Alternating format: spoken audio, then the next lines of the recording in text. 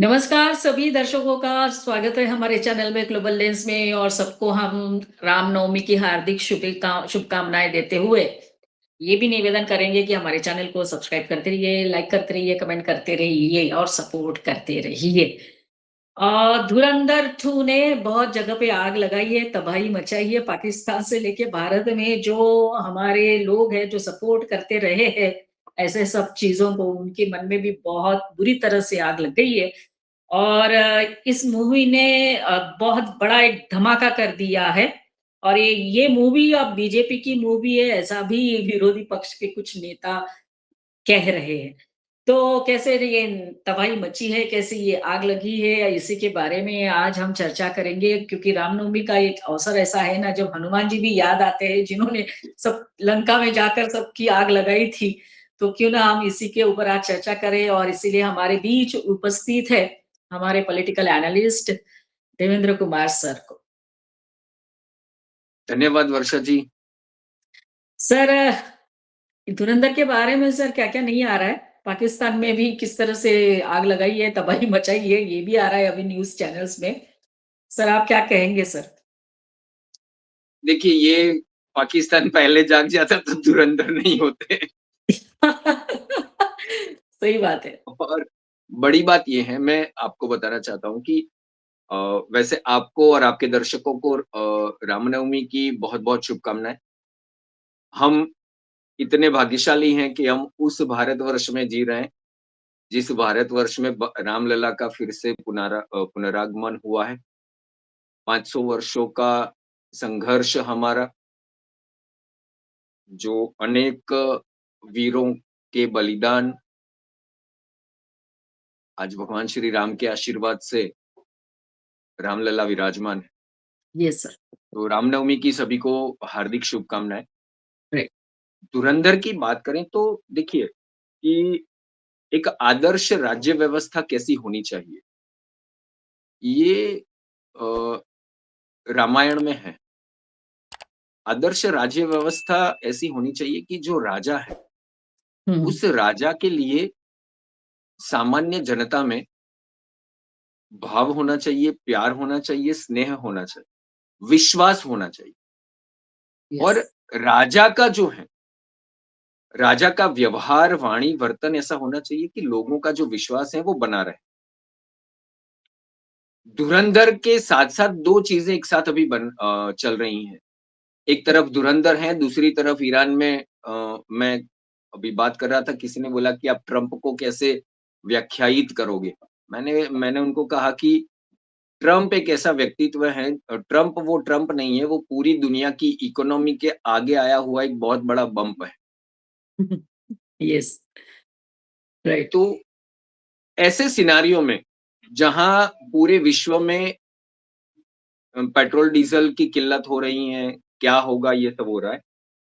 और यहाँ पर लोग जो हैं, वो नॉर्मली ऐसा होता है कि लोग पैसे बचाते हैं।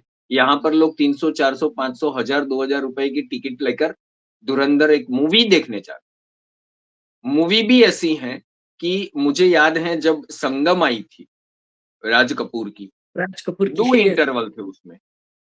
इतनी यस। लंबी मूवी थी, 2 इंटरवल थे। मूवी को फिर एडिट करके छोटी करना पड़ा। ठीक ऐसा ही मेरा नाम जोकर का हुआ था, मूवी चल ही नहीं फिर। धुरंधर में कुछ एडिट नहीं करना पड़ा। कुल मिलाकर देखिए तो ये धुरंधर 7 घंटों की मूवी हो चुकी है। हाँ, धुरंधर 1, धुरंधर 2 मिला के। और 7 घंटे तक अगर आप किसी जो लोग आज भी धुरंधर देखने जा रहे हैं, तो उन लोग कहते हैं कि आपने पहला भाग देखा है? नहीं देखा है तो पहले वो देख लो।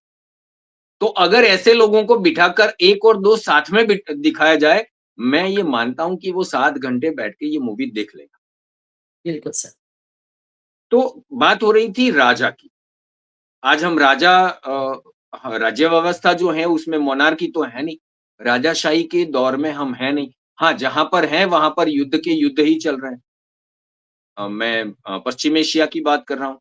मोनार्की है वहाँ पर आज भी और वहाँ पर युद्ध ही चल रहा राइट। है। भारत लोकतंत्र है। लोकतंत्र में जो चुनकर आते हैं, उन पर लोगों का जो वोट देता है, वोटर का विश्वास होना आवश्यक है। वर्तमान स्थिति में मैं ऐसा मानता हूँ, कल ही ये अ, समाचार आए, ये न्यूज़ आई कि प्रधानमंत्री नरेंद्र मोदी आज भी पूरे विश्व में सबसे लोकप्रिय नेता हैं। 68% अप्रूवल वोटिंग के साथ वो लोकप्रिय नेता बने। तो ये जो सारी बातें हैं, ये दिखाती हैं कि प्रधानमंत्री एक वर्तमान में लोकतंत्र में जो राष्ट्राध्यक्ष रहते हैं, वही राजा के तौर पर अगर हम गिने, वैसे राजा नहीं होते, वो 5 वर्ष होते, लेकिन ये 12 वर्ष हो चुके हैं। तो धुरंधर ने आने के बाद जो भारत के लोगों को पता चला है कि इस 11-12 वर्षों में हुआ क्या? एक समय ऐसा था कि अ, हमारी नीतियाँ जो थी, वो हुँ, पाकिस्तान को ध्यान में रखकर बनती थी। हुँ, भारत में जो मूवीज़ बनती थी, तो वहाँ पर आप कश्मीर की जब बात करता हूँ, तो मुझे वो मूवी का नाम याद नहीं आ रहा है। अरविंद स्वामी और रोज़ा रोज़ा, रोज़ा मु हाँ। परंतु उसमें भी मुझे ध्यान है कि पाकिस्तान का नाम लेने से हमारे निर्माता, निर्देशक, दिग्दर्शक हुआ करते थे, वो कतराते थे, नाम नहीं लेते थे। कश्मीर में आतंकवाद कौन भड़का रहा था, पूरे विश्व को पता था, केवल भारत की फ़िल्म इंडस्ट्री को छोड़ के। कश्मीर के लोग उस आतंकवाद में शामिल थे, वो बताने से भी कतराते। ऐसी यस, मूवियाँ बनाते थे, ऐसी फ़िल्में बनती थी जिससे ये जस्टिफ़ाई होता था कि वो आतंकवादी जो बनाए ना, वो ठीक बनाए। देश के लिए उसने कुछ नहीं किया, वो देश के विरुद्ध में कार्य करता है तो ठीक करा। आज स्थिति ये है कि 12 वर्ष के बाद कश्मीर में शांति है।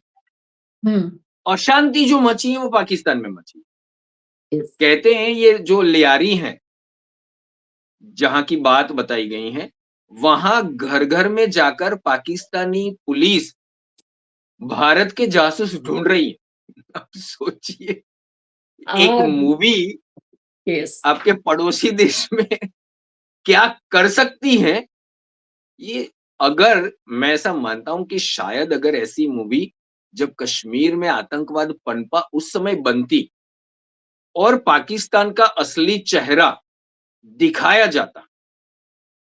भारत ने जो कुछ ऑपरेशन किए उस समय अगर किए हैं तो, वैसे किए तो कुछ थे नहीं। परंतु जैसे आज देखिए ना वो सर्जिकल स्ट्राइक हुई तब कांग्रेस काफ़ी चिल्ला-चिल्ला कर बोल रही थी कि हमने भी की थी तो उस सर्जिकल स्ट्राइक तो हमने भी की थी। अगर सर्जिकल स्ट्राइक की थी तो बताते, यस, आपने बताया नहीं ये अलग बात है। तो अगर ऐसा कुछ किया होता तो बताते। हालाँकि क्या किया था वो 370 में हमने देखा। कैसे-कैसे लोग वहाँ पर बैठते थे, जो पाकिस्तान से फंडिंग भी लेते थे, हुँ, आतंकवादियों को सपोर्ट भी करते थे और भारत सरकार के द्वारा सबसे ज़्यादा पैसा कश्मीर में डाला जाता था और वो पैसा कहाँ जाता था? केवल राजनीतिक लोगों के पास। हाँ, बिल्कुल सही बात। आज एक मूवी ने ये दिखा दिया है कि अगर सक्षम राष्ट्राध्यक्ष हैं आपके पास, तो आपका शत्रु जो है वो बर्बाद हो सकता है। यस, मैं आपको बताऊँ काफ़ी लोग बता रहे थे कि चलिए पाकिस्तान तो अब वहाँ पर भारत के जासूस ढूँढते-ढूँढते उसको मिलने वाले हैं नहीं क्योंकि जिन्होंने वहाँ पर जाल बुना है वो उनको पाकिस्तान कभी नहीं ढूँढ पाया था। भारत के जो राष्ट्रीय सुरक्षा सलाहकार हैं, एनएसए, अजीत डोभाल, अजीत डोभाल पाकिस्तान में जाकर आए। कार्य किया है उन्होंने पाकिस्तान में। पाकिस्तान जब अजीत डोभाल को नहीं ढूँढ पाया था वहाँ पर, तो उनके द्वारा जो जाल वहाँ पर बिछाया गया, उसको कैसे ढूँढ पाएगा? तो ये तो अब होने से रहा। यस, अब दिवालिया पाकिस्तान है, इतना पैसा भी नहीं लगा पाएगा, ये भी अलग बात है। प्रश्न बिल ये है कि आज जो स्थिति हुई है वहाँ पर, लियारी हुँ, में जाकर भिखारियों को वो पकड़ते हैं, ये कांग्रेस कर सकती। मैं आपको बताऊँ इसमें कांग्रेस और जो खास करके जो लेफ्ट लिबरल लॉबी है पूरी की पूरी, जो धुरंधर के विरोध में शुरू हुई, कि ये एक प्रोपेगेंडा फ़िल्म है। मैं कहता हूँ ये प्रोपेगेंडा नहीं, ये प्रोपरगेंडा है। इससे दूर ही रहिएगा आप लोग। यस, जो पूरे विश्व में हमने जिसे बचाकर छोड़ा है एशिया में, असम में, ये प्रोपेगेंडा नहीं, ये प्रोपरगेंडा है। इसका सींग अगर लग गया ना तो गए काम से, तो इससे दूर ही रहिए। तो प्रश्न ये है कि मैं आपको उन्होंने ये बताया कि एक पाकिस्तान से ही जाली नोट्स आते थे, फेक हाँ, करेंसी जो मूवी में काउंटरफिट बताया करेंसी है। थी, वो यस, पाकिस्तान से ही आती थी। इसका कोई प्रमाण नहीं है, ये नहीं है, वो नहीं है, ये बताते थे। मैं आपको बताता हूँ कि 2010 नहीं 2000 जब प्रधानमंत्री वाजपेयी जी थे, तब डीएमके के नेता ने शायद अ, अनस्टर्ड क्वेश्चन पूछा था लोकसभा में, संसद में। और प्रश्न ये था कि क्या सरकार को पता है कि भारत में जो फेक करेंसी आ रही है, वो पाकिस्तान से आ रही है? और उसका उत्तर जो उस समय के मंत्री ने दिया था, एआईएडीएमके के थे शायद। उन्होंने ये दिया था कि हाँ, भारत सरकार को पता है कि इसमें जो मूलभूत जो पूरा का पूरा स्कैंडल है, जो चल रहा है, उसमें पाकिस्तान का अहम रोल है। ये एक बात हो गई। उसके बाद 2 बार 2011, 2012 में भी कांग्रेस के जो फिनांस मिनिस्टर विदेश मंत्री थे, उन्होंने ये बात कही है कि हाँ, हमें पता है कि पाकिस्तान से काउंटरफिट करेंसी जो है वो वाया नेपाल भारत आती है। ये जो बात है, आज अगर ये कहते हैं देखिए मूवी मूवी की तरह होती है।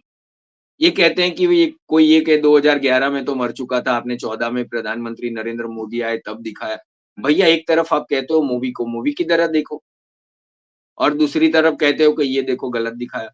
मूवी तो मूवी की तरह ही होती है। यस। तो ये जो है पाकिस्तान के जितने भी यहाँ पर लोग थे, उन लोगों के बीच में जो अब डर पैदा हुआ है कि हम यहाँ पर रह पाएँगे या नहीं।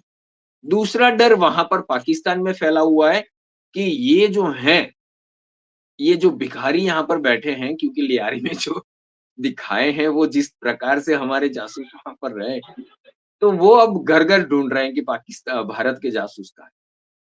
तो पाकिस्तान की जो फजीहत हुई है एक ये और दूसरा हमारा वर्तमान में जो हमारी सरकार है, वो देश हित में कहाँ तक जा सकती है, इसका एक बहुत अच्छा दस्तावेज है, ऐसा मैं मानता हूँ।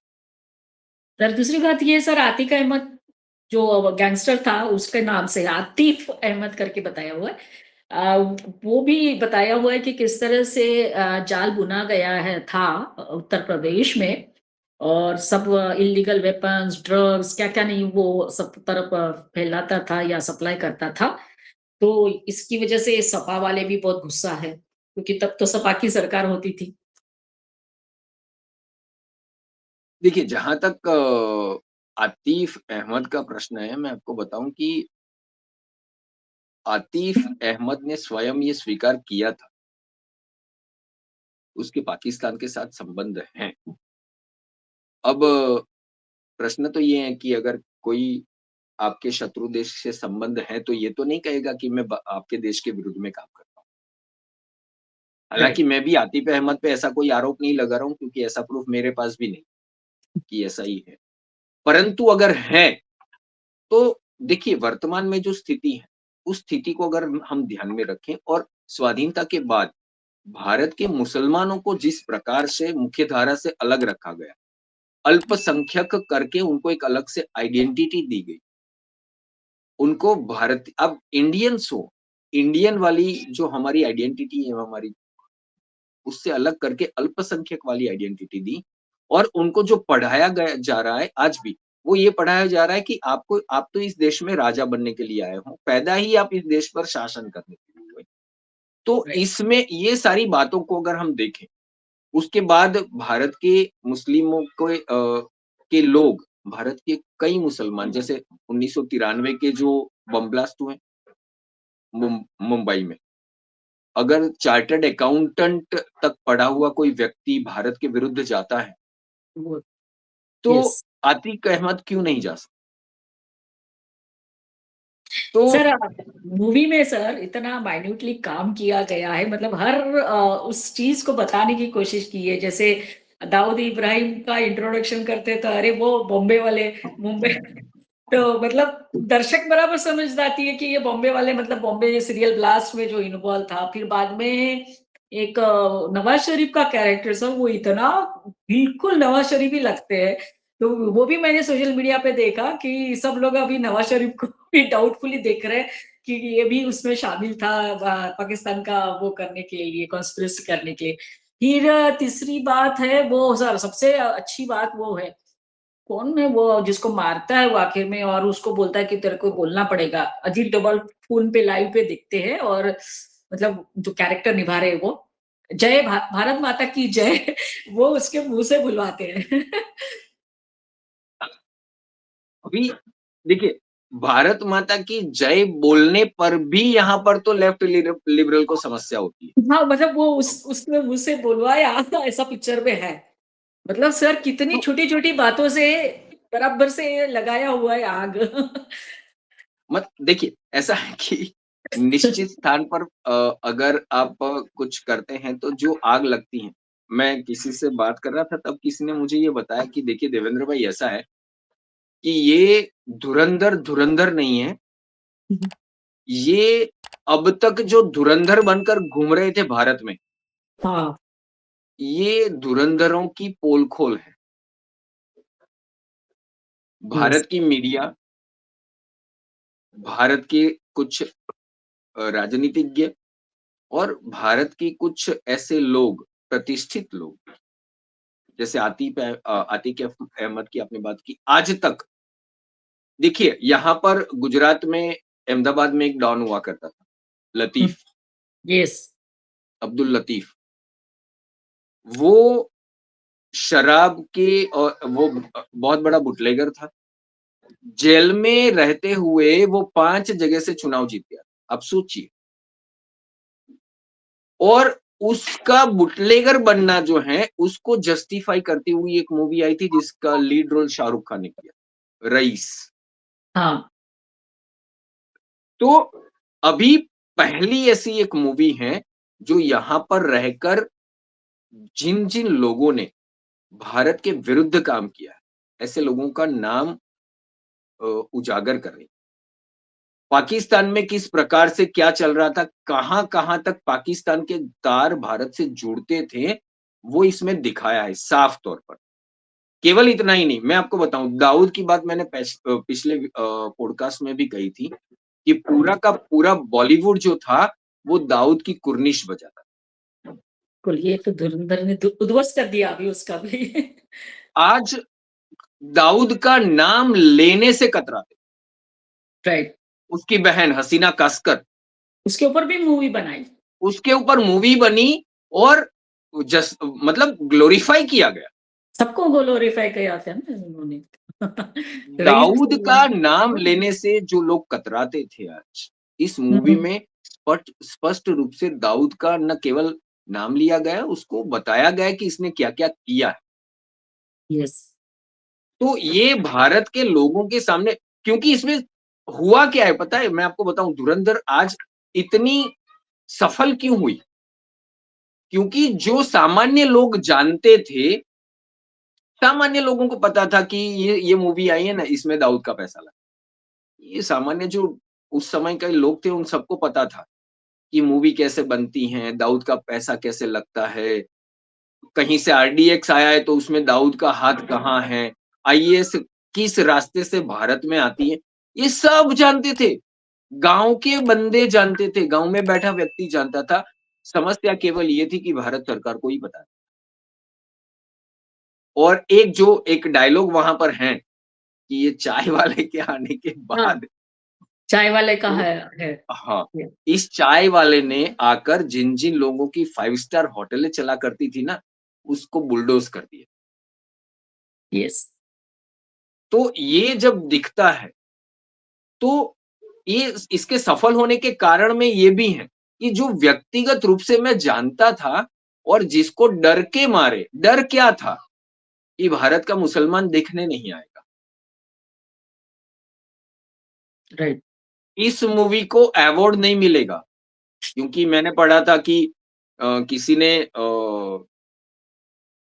देवानंद को शायद किसी ने कहा कि अगर मूवी में इस प्रकार का आप नहीं दिखाते तो फिर आप अवार्ड आपको नहीं मिल पाएगा, हाँ। और हुआ ऐसा भी था, उनकी मूवी को नॉमिनेशन से निकाल दिया। मैं नाम भूल गया उस मूवी का, और ये देवानंद की जिन्होंने बायोग्राफी लिखी है उसमें ये उल्लेख है। अच्छा। तो ये स्थिति हुआ करती थी। एक तो भारत का जो फ़िल्म इंडस्ट्री थी उस पर लेफ्ट लिबरल का पूरा कब्ज़ा था। वो फिर उसके माध्यम से दाऊद का आ गया, और ये सारा जो एक नेक्सस बना हुआ था भारत विरोधी, मूवी, बुटलेगर्स, तस्कर, फिर ड्रग ट्रैफिकर और आईएसआई के एजेंट्स। ये पूरा जो नेक्सस बना हुआ था, ये दीमक की तरह भारत को खा रहा था, कमज़ोर कर रहा था। ये सच में मैं बताऊँ कि इस चाय वाले ने आके उस दीमक की जिस प्रकार से सफाई की है, और ये सफाई को सामान्य लोगों ने इस वजह से इसे अपने सर पर उठा लिया है कि अरे यार, ये तो हम सब जानते थे। चौ 2014 से पहले वालों ने ये किया क्यों? हाँ, यस, और राइट। यही बातें जो हैं, पाकिस्तान में भी यही चीज़ है। वहाँ पर उनको ये पता अब चला है 12 वर्षों के बाद कि भैया यहाँ पर तो सब हमारा खत्म हो चुका है, उनके लोग घर-घर पहुँच चुके। उनको ऐसा लग रहा है वहाँ पर कि भारत के अंडर जासूस तो गठबंधन। घर-घर में घुसे हुए हैं। ये यहाँ ब पे सब ऐसा मैंने कहीं पढ़ा कि ये लोग अब आईएसआई ऐसा शक कर रही है कि कहीं नवाज़ शरीफ तो रॉ का जासूस नहीं है। हाँ, मतलब सब तरफ अभी सस्पिशियस ही है नवाज शरीफ और पूरे बाद में फिर इमरान मोदी। खान के ऊपर इमरान खान पहले भी सस्पिशियस माना जाता था, क्योंकि लोग ऐसा मानते थे कि भारत के क्रिकेटरों के साथ इसके अच्छे संबंध हैं, तो ये भारत के द्वारा इसे प्लांट किया गया। यस, तो अब पता नहीं, अब ये फेल्ड मार्शल मार्शल जिसको बनाया गया है, उसकी राइट। क्या हालत होने वाली है। मैं आपको एक और बहुत अच्छी चीज़ बताता हूँ, पाकिस्तान की स्थिति क्या है। कल मेरे ध्यान में नवाज़ शरीफ की बेटी का वीडियो आया, आपने शायद देखा होगा। हाँ, हाँ, नहीं मैंने नहीं। पंजाब प्रांत है पाकिस्तान का, हाँ, वहाँ पर गटर का ढक्कन चोरने वालों के लिए हाँ, यस, कानून बनाया गया है। कानून बनाया गया है। यस, ये देखा मैंने। अब ये ऐसी जिसकी हैसियत ऐसी है जहाँ के लोगों की, कि अगर सुबह में ढक्कन रखा, शाम को वो ढक्कन मिलता नहीं था। ऐसा देश विश्व की सबसे बड़ी लोकशाही को विश्व के सबसे बड़े लोकतंत्र के नाक में जिसने दम कर रखा। यस, कभी भी उसके लोग आ जाते थे इस देश में और बम फोड़कर चले जाते थे। हमारे नागरिक मर जाते थे, हम रोते रहते थे। चलो यूएन में जाओ, चलो यहाँ पर जाओ। आज ये जो धुरंधर की जो आपने बात कही ना, ये जो कॉमन, मैं आपको एक बात बताऊँ, मैंने कभी एक बार हम लोग ये क्रिकेट की चर्चा कर रहे थे, तो ये बात हुई कि भारत ने पाकिस्तान को कई वर्षों से जीतने नहीं दिया, और खास करके विश्व कप में। अब जब भारत पाकिस्तान की मैच होती है तो लोग आश्वस्त होते हैं कि भारत जीतेगा। ये एरा शुरू कब हुआ? ये युग आया कब? ये युग आया सचिन तेंदुलकर, सौरव गांगुली, वीरेंद्र सहवाग, ये जो पीढ़ी आई, और ये पीढ़ी कौन थी? ये पीढ़ी वो थी जिन्होंने भारत को हारते देखा। हुँ, शारजाह में जब भारत जाता था, सब जानते थे कि ये मैच भारत आसानी से जीत जाएगा, और भारत अचानक से हार जाता, पाकिस्तान के हाथ। ये जो अपने अंदर भरा हुआ जो जोश था कि हम हारते क्यों हैं? वो जो जोश था, वो जो जुनून था, वो जो जुनून आज क्रिकेट में दिखता है, धुरंधर के जो दर्शक हैं, वो वही जुनून है। वो पीढ़ी है, जिस पीढ़ी ने देखा है कि ये पाकिस्तान वाले भारत में कहीं पे भी आके, कहीं पर भी मर्जी पड़े वहाँ पर बम फोड़ के चले जाते थे। उनको ये अच्छा लग रहा है कि हमने एक ऐसे व्यक्ति को चुनकर भारत का प्रधानमंत्री बनाया है, जो इन सबको खत्म करे। जो हम जानते थे, हम चाहते थे, ऐसा आज हो रहा है। यस।